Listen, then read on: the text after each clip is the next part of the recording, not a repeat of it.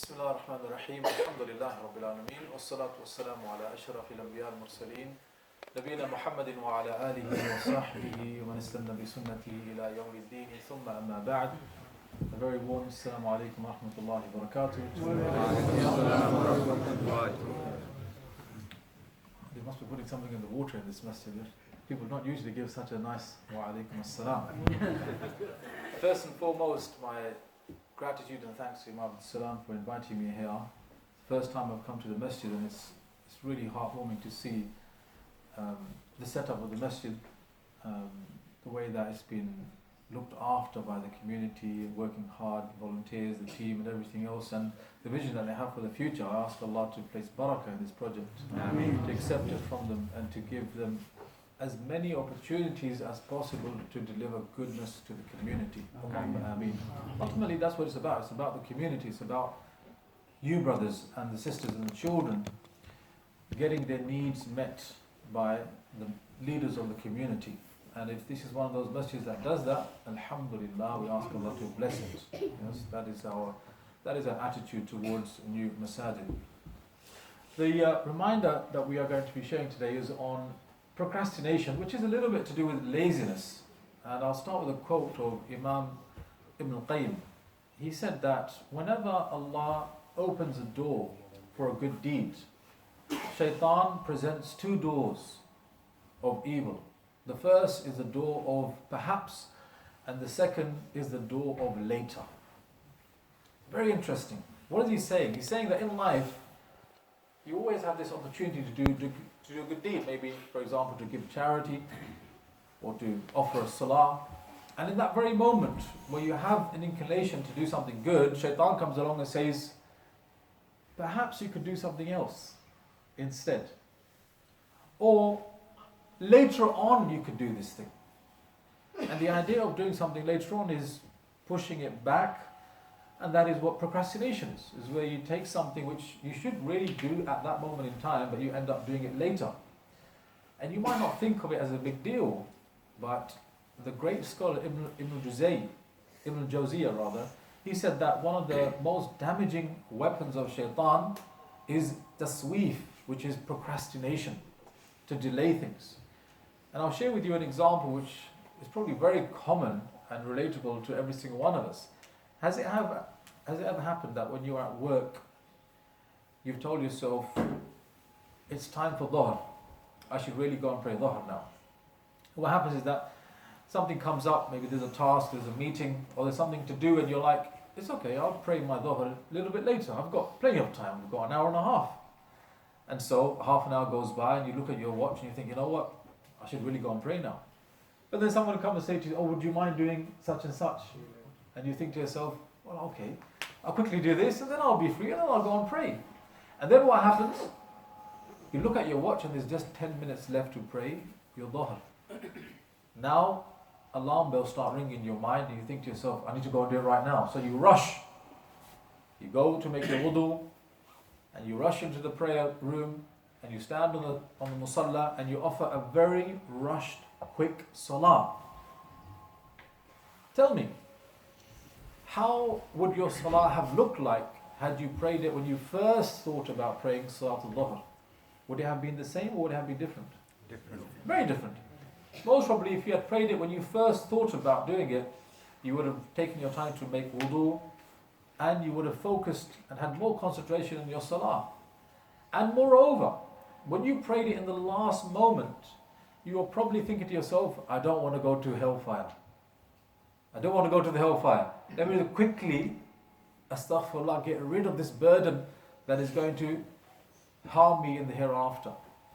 Whereas if you prayed it in the first moment, you would have been praying and thinking, Allah, I'm offering you a gift of salah. My obligation to you as a slave, I'm presenting it to you in the hope that you will accept this and reward me. So your intention went from presenting something beautiful to Allah to trying to get rid of a burden. Dramatically different, isn't it? And the process that went through was what? Procrastination. Delay. And that is not even the worst case. The worst case is that you procrastinate until what? The time is gone. Now shaitan has got you to pray outside of the salah time. which is now means that you have committed a sin. You ask Allah for forgiveness. So how common is this? And it can happen with things even to do with everyday life. Like, for example, we all know the example about exams, right? So you start the year knowing that you've got exam at the end of the year. It's GCSEs, it's A-levels, university exams. We know. But then you're like, come on, it's like 6 months down the line. You don't really need to attend every lecture, every class. You can catch up later on. My mate went to the lecture. He'll give me the notes. Then what happens? The days start rolling by very quickly. And then you see people in the library rising, thinking, I should really be doing that as well, isn't it? It's okay, I've still got time, I can catch up. And then slowly you realize you're behind. There's so much to do. There's not enough time. You start to panic. And then in the last few days, you go on a marathon, staying awake at night, drinking lots of coffee and Red Bull and everything else, just so you can cram it all in. And then you sit your exam and you say to yourself, am I going to pass or am I not going to pass? This is the other side, isn't it? After you've done the exam, now you're worried, am I going to pass or am I going to fail? You put yourself in such a precarious situation, not because you lack intelligence, because you're not clever, you're not smart. You might be smarter than everybody else who sat the exam, but because you delayed studying, revising, you will end up getting worse results than other people, isn't it? It's true. And you have done yourself a disservice. And what is that disease? Procrastination. So procrastination, it affects us in every part of our life. To do with work, to do with study, and even to do with our relationship with Allah subhanahu wa ta'ala.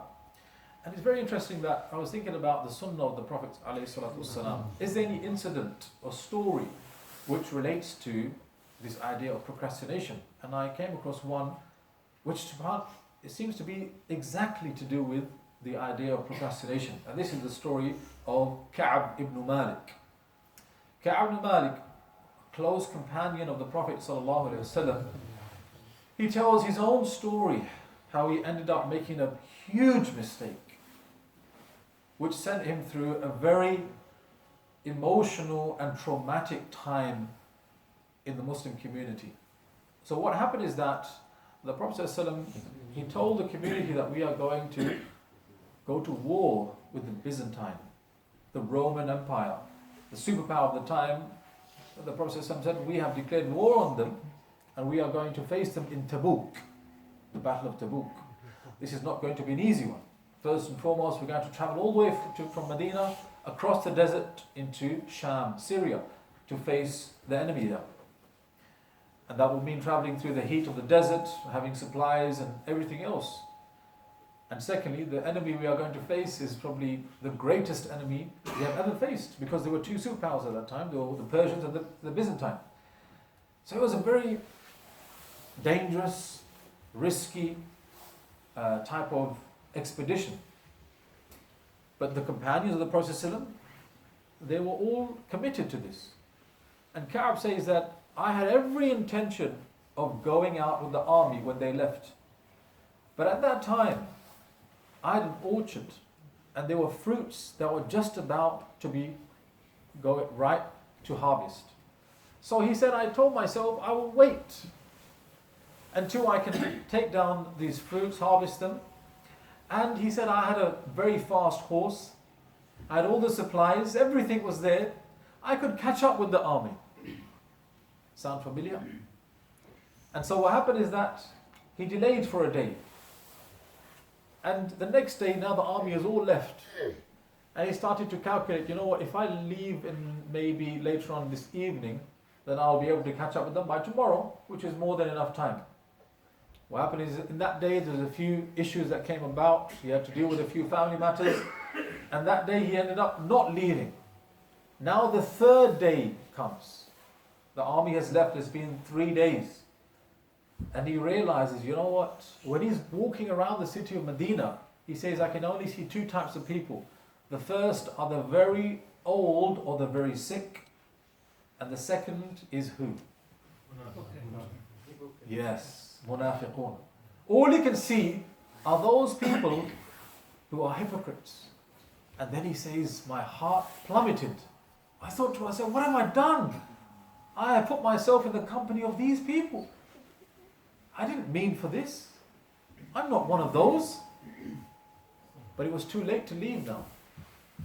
If he left at that time, he would never catch up with them, we'd never be able to find them. And so he had to wait until the Prophet ﷺ returns with the army. And then he said, I readied myself to talk to the Prophet ﷺ to explain what had happened. But then when he came back, I saw a long line of people already waiting to give their excuses. And in that line was who? All munafiqeen. So he said, I didn't want to be in the queue with the munafiqeen, saying the same thing as the munafiqeen. So he said, I was too ashamed to say anything. So he said, I waited.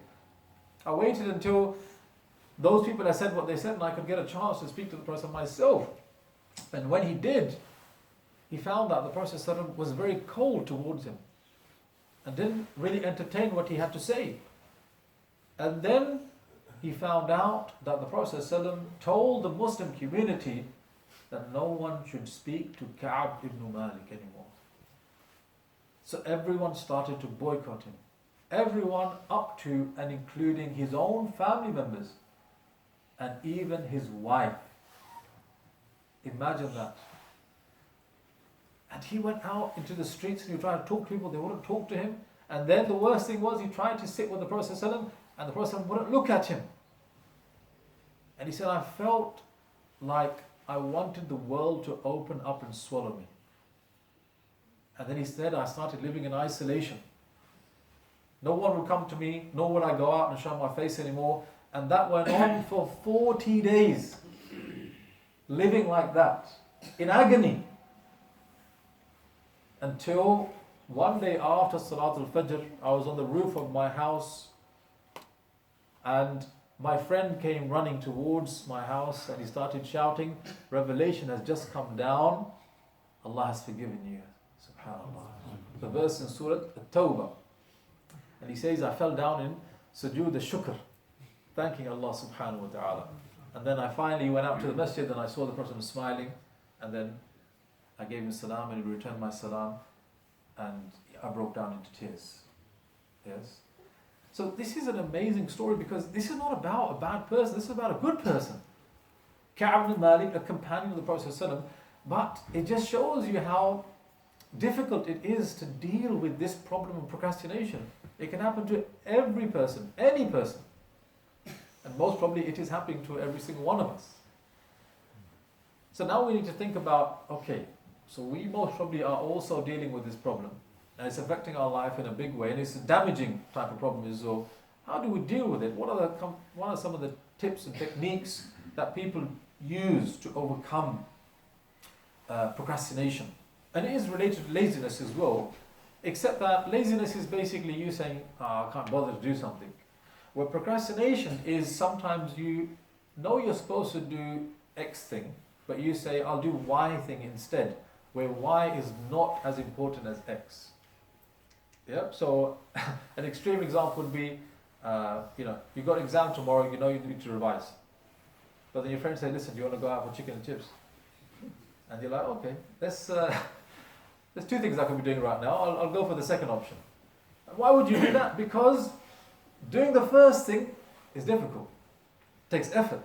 It's hard. But you know that is the more important thing. But you decide to do the second one. This is what procrastination is. Yes. You flip around the prioritization. You do that which is less important for that which is more important. So one of the ways in which we can try to tackle the problem of procrastination is actually to do with a dua the Prophet ﷺ would make. And this is part of his morning routine. Yes, morning routine. Nowadays, a lot of people that are into self-help and neuroscientists and others, they talk about the morning routine, what a morning routine of a productive person looks like, and the kind of things that they do. Go for a run, for example. They would meditate and other things like this. So it got me thinking, what is the morning routine of the Prophet ﷺ? And we know that one of the things he would do is that he would make morning adhkar.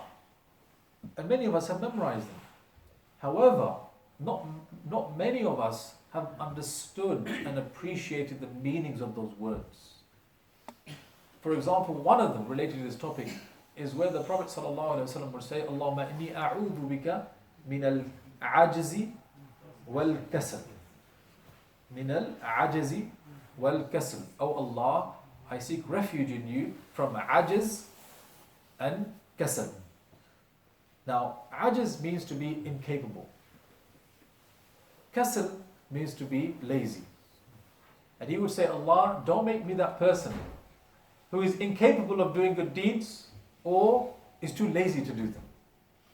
And the scholars, they say there's a difference between al-ajiz and kasal, because ajiz is where a person may have the will to do something good, for example, to give charity, but they are unable to because they don't have the resources or the ability, physical ability to do it.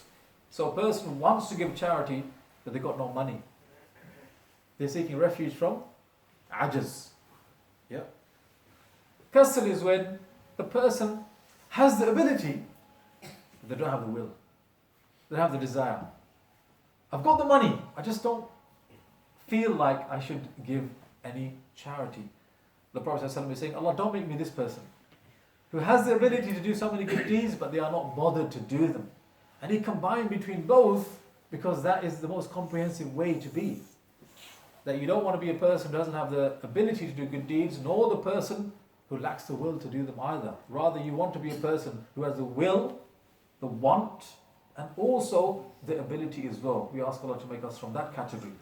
But this is actually one of the beautiful ways to just get your mind focused on the idea of procrastination and trying to deal with it. That every morning you wake up, and from the morning dhikr that you do, one of them is that you say with your heart now.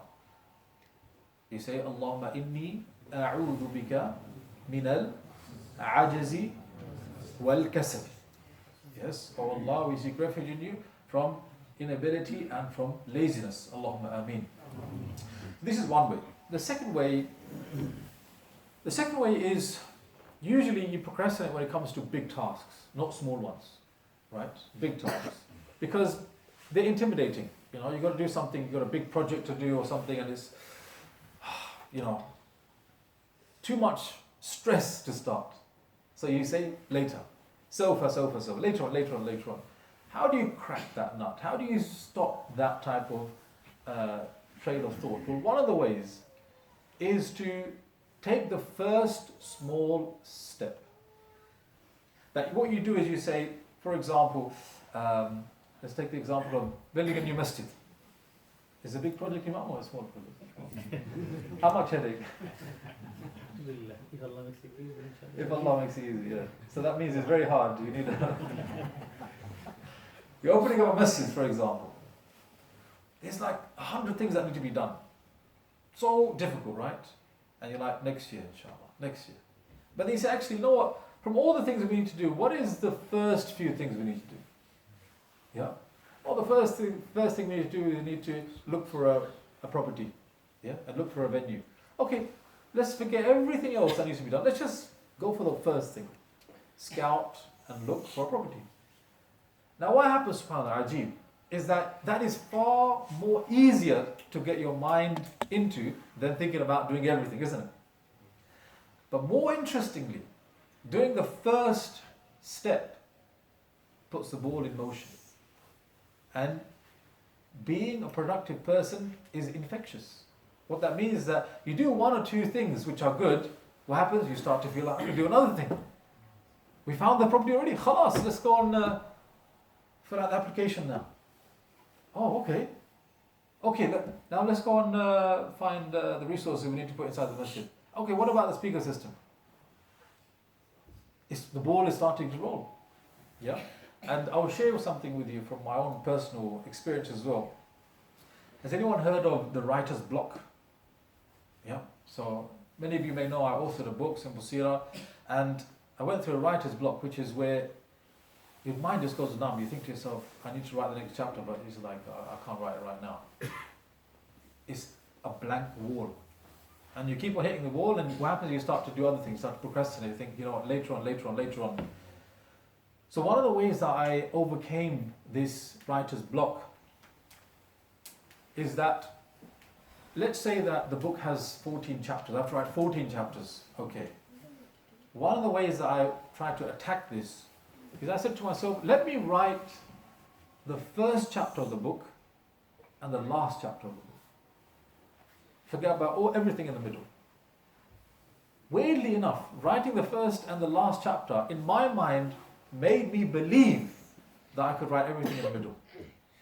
Because when I wrote the last chapter, it was as though I was coming to the end of the journey of writing the whole book. Just tricking my mind. And in that way, I was able to overcome the writer's block. And that can apply to all of you.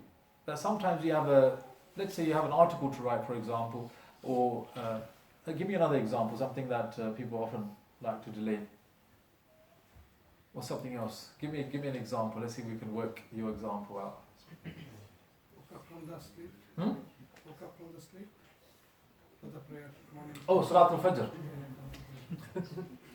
This is a common one, isn't it? Very common, yeah. Okay, so one of the ways that you could overcome the snooze, because this is what happens, isn't it? You snooze. The alarm goes off and you snooze. Then you say, oh, I have half an hour left. It's okay. And then you hit the snooze button and then 10 minutes goes by. And you're like, yeah, but right now, can't wake up right now. Like, this is bad for me. I've got 20 minutes left, another 5 minutes. And imagine what Shaitan is doing at that time. He is laughing at us, isn't it? Playing with us, toying with us. So one of the ways you can avoid that situation is first, before you go to bed, because a lot of this happens because of what happened before you went to bed. Before you went to bed, what time did you go to bed? Most probably you went to bed very late. And if you went to bed very late, you've already made it so much more difficult to wake up for Salat al-Fajr. Isn't it? And more than going to bed late, some neuroscientists, they say that, what did you do in the last hour before you went to bed?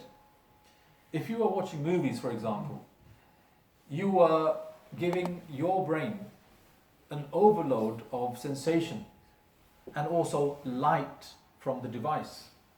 And you all know that we have an internal clock, right? Allah subhanahu wa ta'ala made the night for rest and the day for work. And it's very interesting that when at night time, if you start to be an active person, for example, if you have night shifts, what does that do to your internal clock? It messes you up, isn't it? Anyone who's on night shifts will tell you it messes you up. You don't want to be that person. Even if they say do 4 days instead of 5. It messes you up and you get health problems as well.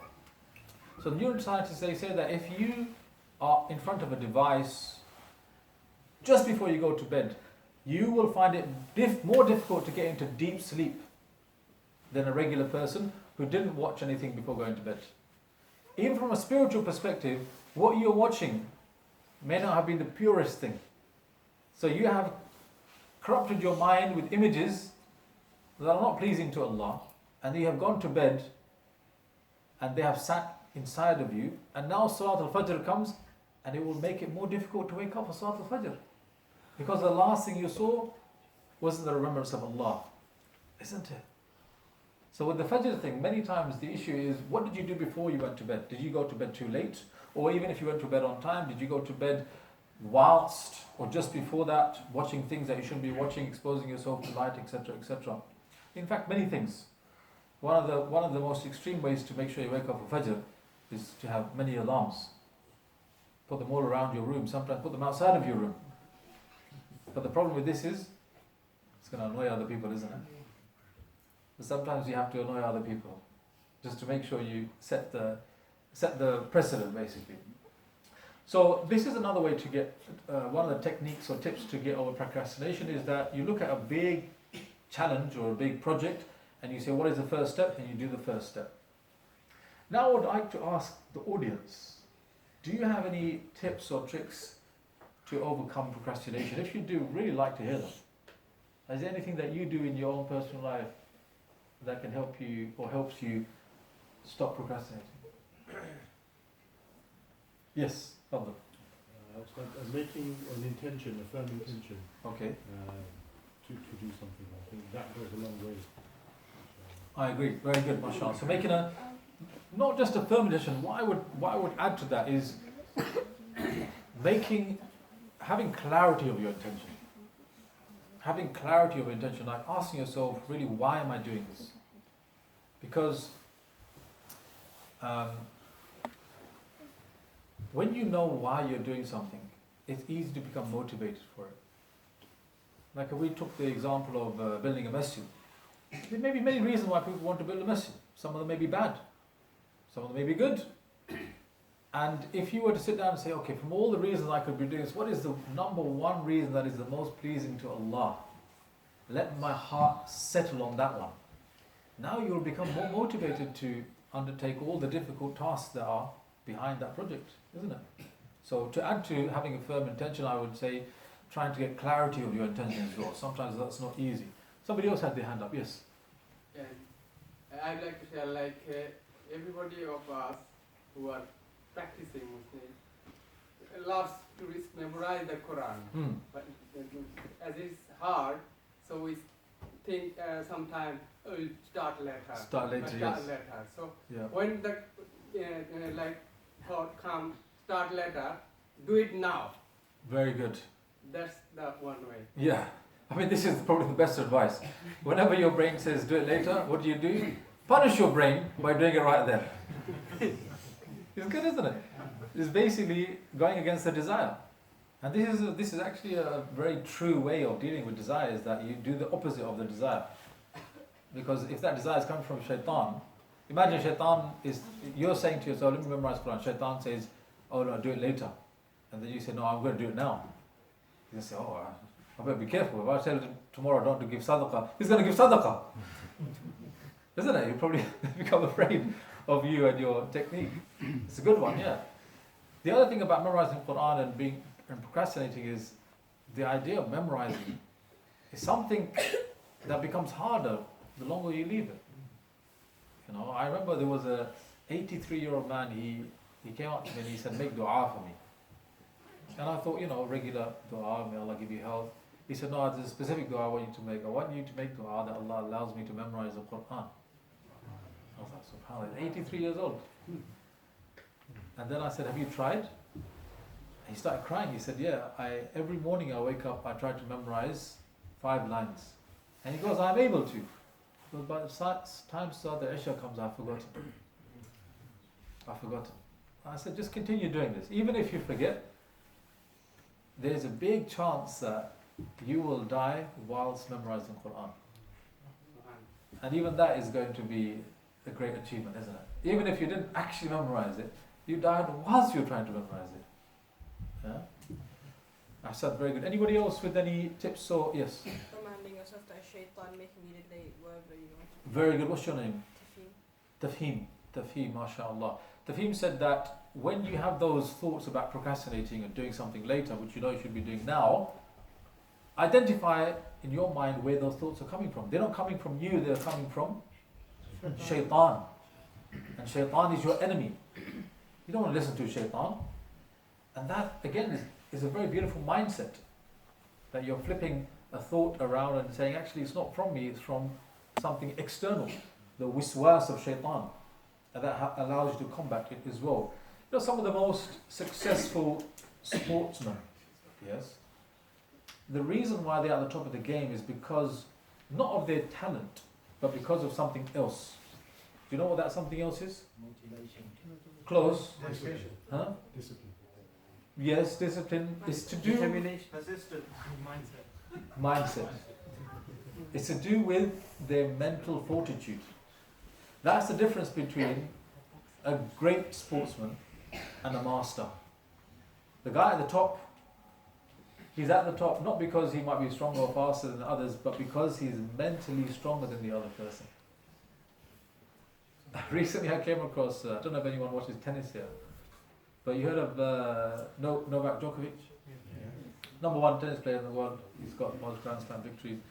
So, interesting thing about this person is that he's won, I think, more than anybody else. But he's not the most loved tennis player in the world.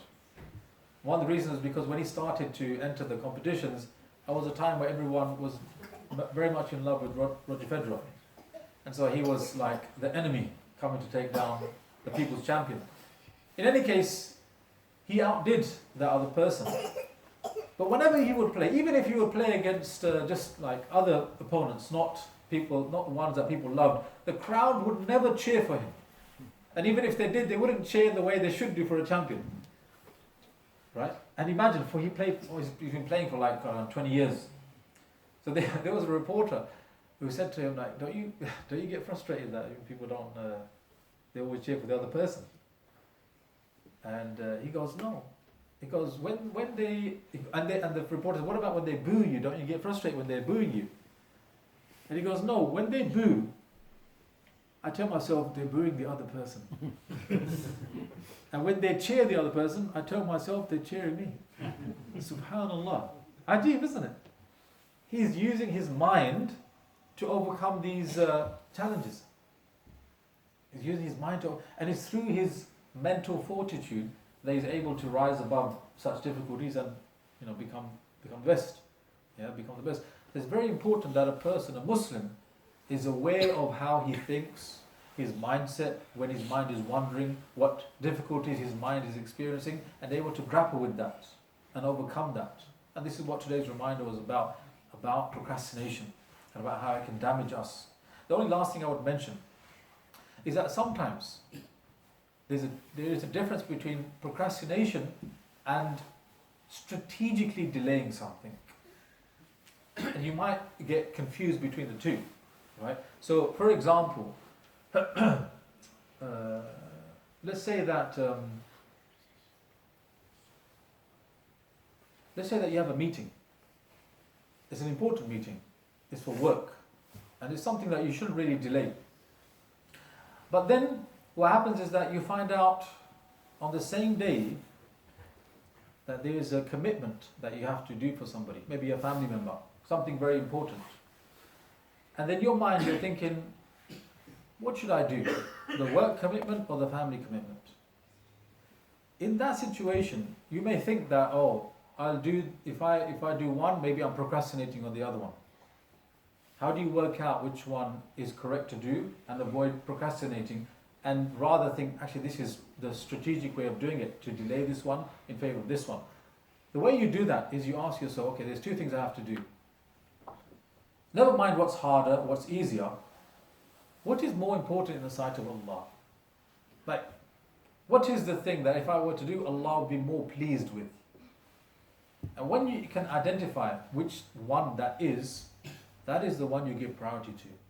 And in the case of work, it doesn't mean you neglect work. It just means you would negotiate with work to say, is it possible for me to do this a little bit later on? Because there's something important that's come up. And if they agree, alhamdulillah. You know in that situation, you're not procrastinating. This is being strategic. This is also very important as well, to understand that sometimes there will be a clash of two important things, and how to evaluate which one you should delay and which one you should put forward. So what was the main idea? Out of the two, which one do you do? Huh? No, I didn't say the family one. Again, the principle. What was the principle? Which one do you put forward? The one that Allah will be more pleased with. This is the one. Yeah. Maybe your wife is saying, go get orange juice. Got a very important meeting. I'll go get orange juice right now. You phone her and say, we'll go get orange juice later on. Yes, uncle. Just to tell us how we can fight our own nafs. Because nafs saying one thing, but I don't want to do it. Yes. How we can fight and win our own nafs. Winning your nafs. This is, I think, the next reminder. Yeah, I think this is the poster of the next reminder, isn't it? Yeah. Jazakallah khairan. No, honestly, it will take a long time to get into this. I don't want to just give a small answer of something that should be spoken about in length. Tayyib, alhamdulillah, I've finished the reminder. I ask Allah subhanahu wa ta'ala to accept it, to make it beneficial. If you have any questions, Bismillah, you wanted to ask a question? Just to build on the strategic. Yes, go ahead. Sometimes we delay things because we're worried about the risks of taking an action.